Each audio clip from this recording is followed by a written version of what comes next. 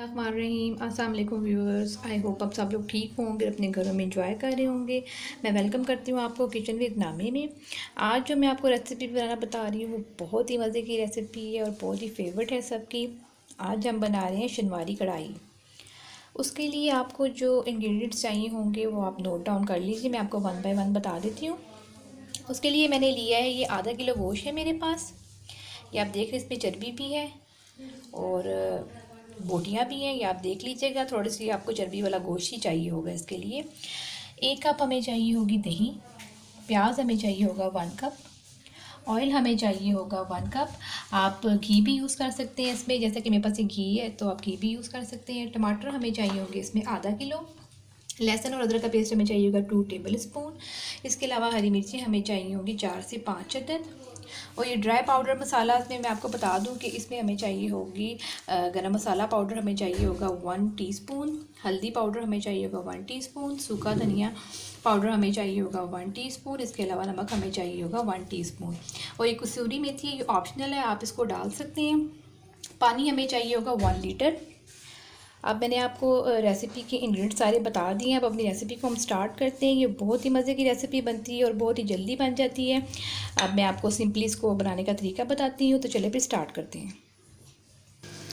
जी तो व्यूअर्स हम स्टार्ट करते हैं अभी शनवारी कढ़ाई को बनाना। जैसे कि मैंने आपको बताया था कि आप घी भी यूज़ कर सकते हैं, लेकिन मैं इसमें ऑयल का इस्तेमाल कर रही हूँ।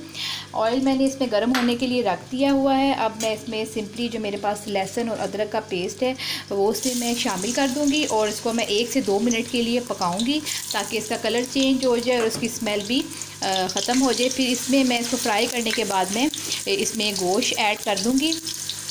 ये आप देख रहे हैं कि मैं इसको हल्का हल्का सा फ्राई कर रही हूँ।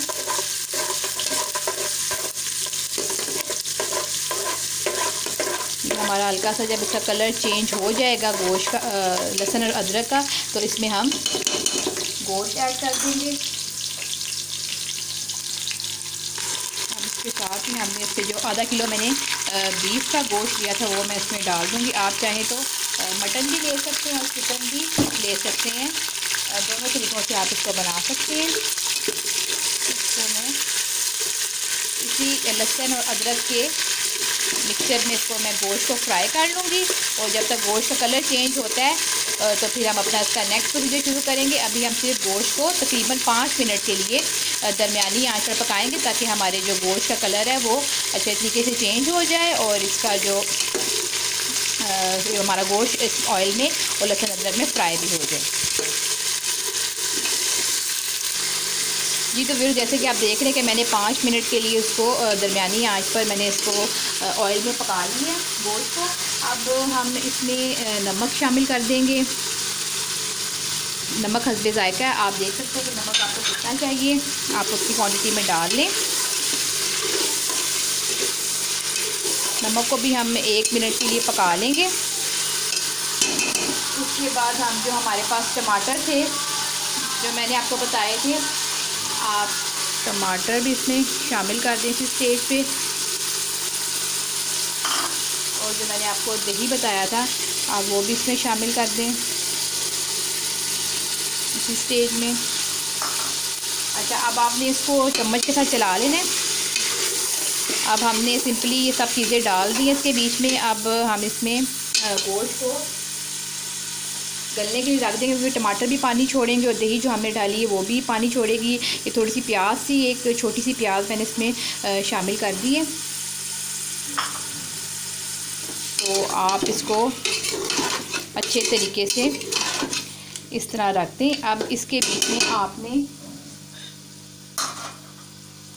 मैंने जो आपको बताया था सूखा धनिया पाउडर वो शामिल कर देंगे, हल्दी पाउडर शामिल कर देंगे, गरम मसाला पाउडर शामिल कर देंगे और थोड़ी सी कसूरी मेथी है वो मैं इसमें ऐड कर दूंगी। ये ऑप्शनल है, आप अगर डालना चाहते हैं तो ठीक है, वरना आप स्किप भी कर सकते हैं। अब इसमें मैं पानी शामिल कर दूंगी, तकरीबन 2 गिलास पानी शामिल कर दूंगी ताकि गोश्त हमारा अच्छे तरीके से गल जाए।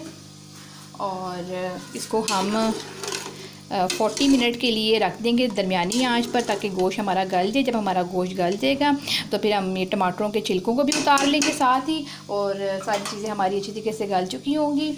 अब मैं इसको ढक रही हूँ तकरीबन 35 मिनट के लिए ताकि हमारा गोश्त अच्छे तरीके से गल जाए, फिर उसके बाद हम खोल के इसको भून के तो फिर हम इसको डिश आउट कर लेंगे।